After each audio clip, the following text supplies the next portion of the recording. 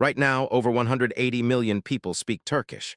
Another 50 million speak Uzbek, Kazakh, Kyrgyz, Azerbaijani, Turkmen, all of them. Add it up and you're looking at more than 500 million people on Earth whose language, culture, and identity trace back to a single empire most of them have never studied in school.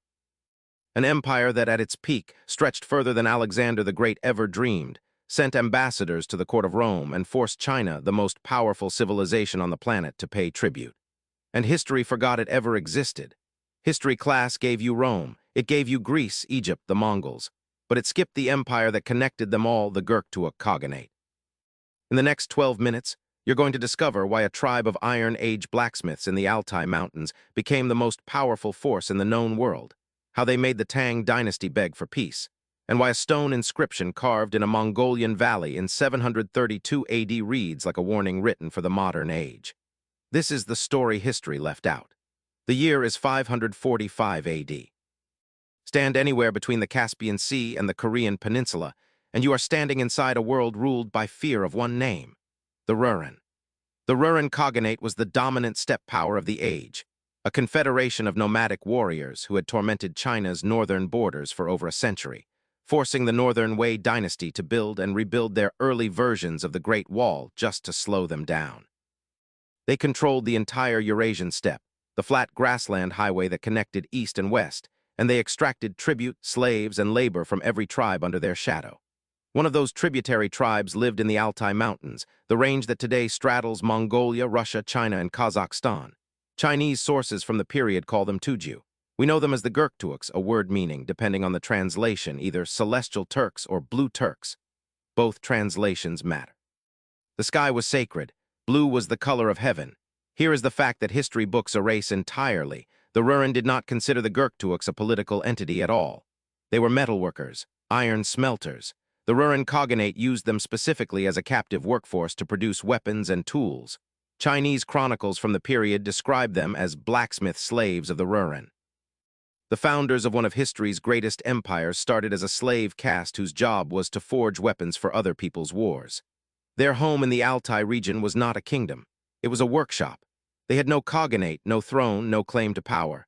What they had was an intimate knowledge of iron, how to shape it, harden it, and eventually how to turn it into something the Rouran never anticipated: leverage.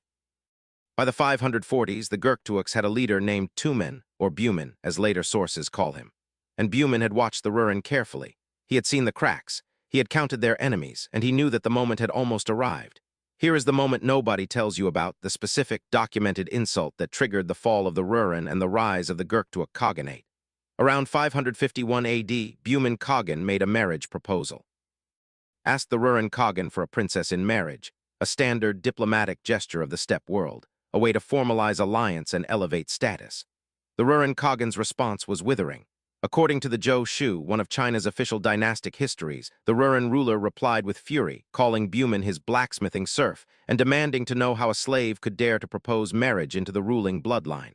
Bumin's reaction was immediate and surgical. He executed the Rouran envoys. Then he sent a marriage proposal to the Western Wei dynasty in China, who were only too happy to accept. They despised the Rouran too. Bumin married a Chinese princess. He now had a powerful ally and legitimacy as a ruler recognized by a major civilization. In 552 AD, Bumin launched his war. The Rouran Khaganate, which had dominated the steppe for over a century, collapsed within months. The last Rouran Khagan died by suicide. Bumin declared himself Ilig Khagan, supreme ruler, and the Gurktuk Khaganate was born. Bumin died the same year, which in lesser empires would have meant immediate collapse. Instead, his brother Istemi took control of the western expansion while Bumin's sons consolidated the east. This division of labor, a dual command structure, was deliberate and genius. Within a single decade, the Gurktuks had pushed their borders in two directions simultaneously, east toward Manchuria, west toward the borders of Persia.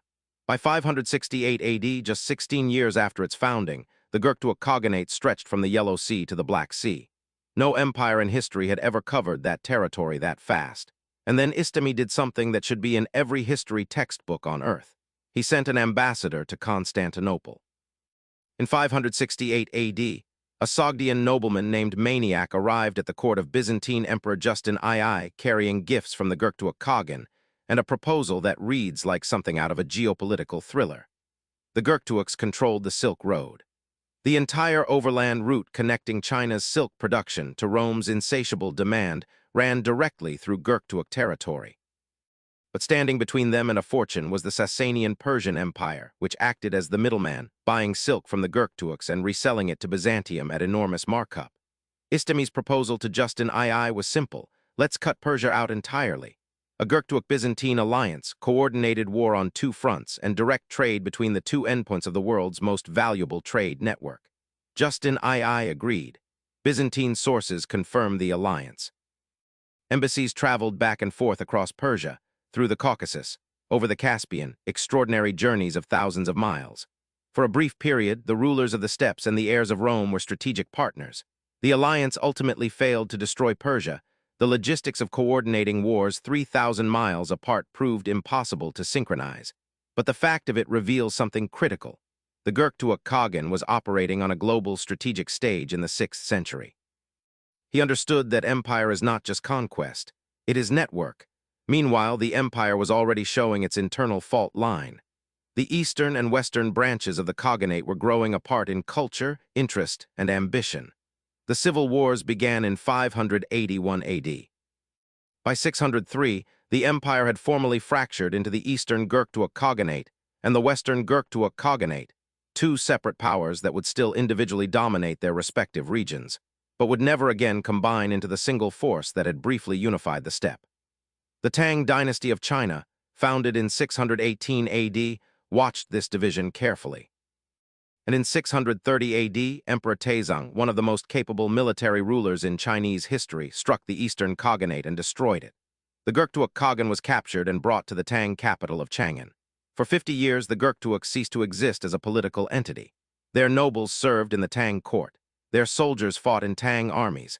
Their culture was slowly being absorbed. And then something extraordinary happened. In 682 AD, a Gurktuk nobleman named Kutlug, who would take the title Ilturish Khagan, led a revolt from the Mongolian steppe with, according to Tang sources, just 17 riders. 17 men. Within 3 years, he commanded tens of thousands. Within a decade, the Second Gurktuk Khaganate had been declared, and the Tang dynasty was once again on the defensive. The resurrection of an empire from 17 riders is not myth. It is documented in both Chinese imperial records and in the Gurktuk's own inscriptions. And those inscriptions are where this story becomes genuinely extraordinary. Between 732 and 735 AD, two massive stone monuments were erected in the Orkhon Valley in what is now Mongolia. They were raised in memory of Kul Tijan, the great general and brother of Bilge Khagan, and they are written in the Orkhon script, the oldest confirmed Turkic alphabet in existence. These are not simple commemorations. They are political manifestos, history written by the people who lived it. The Kul Tijan inscription contains a passage that should stop you cold. Bilge Khagan writes directly to the Turkic people across time, as if he knew they needed to be warned. Because of sweet talk and fine gifts from the Chinese people, many Turkic people died. O Turkic people, you will die if you follow the Chinese ways. He was writing about cultural assimilation, about how an empire survives conquest but can be dissolved by comfort, by adoption of another civilization's customs, language, and values. This was not a battle cry. It was a grief speech. He had watched his own people abandon Turkic identity during the 50 years of Tang dominance, and he was trying, in carved stone, to prevent it from happening again. The inscription was rediscovered by Russian archaeologists in 1889. It was translated. Scholars recognized immediately that it was a primary source of incalculable value, and yet it remains almost entirely absent from general history education outside of Turkey, Mongolia, and Central Asia. The Second Gurktuk Khaganate fell in 744 AD to the Uyghur Confederation, themselves a Turkic people, and the monument sat in the Mongolian steppe for over 1,000 years until someone finally came to read them. Here is what the Gurktuk story actually is, stripped of dates and battles. It is the template for how power is built, lost, and reclaimed, and why cultural identity is the variable that determines which outcome you get. The Gurktuks built the first Turkic writing system because they understood that oral tradition alone could not hold an empire together across thousands of miles. They weren't just warriors. They were institution builders. The Orkhon inscriptions were not personal diaries. They were state documents, public records, arguments addressed to future generations. That is a sophisticated understanding of how power persists. When the Tang dynasty absorbed the Eastern Khaganate in 630 AD, they did not just defeat an army. They dissolved a culture. Gurktuok nobles were given Tang titles, Tang dress, Tang names. It worked. For 50 years, the Gurktuoks essentially disappeared as a distinct political force. And Bilge Khagan's inscription tells us exactly what the cost of that was because he saw it in the eyes of his own people. Men who had forgotten what language their grandparents had spoken. The revival under Ilturish Khagan worked because enough people still remembered. Because the language survived even when the state had not. Because identity, genuinely deeply held, linguistically preserved, culturally maintained, proved harder to conquer than territory. Today, the countries that trace direct ethnic and linguistic lineage to the Gurktuoks include Turkey, Azerbaijan, Kazakhstan, Uzbekistan, Kyrgyzstan, Turkmenistan, the Uyghur region of China, the Sakha Republic of Russia, and more.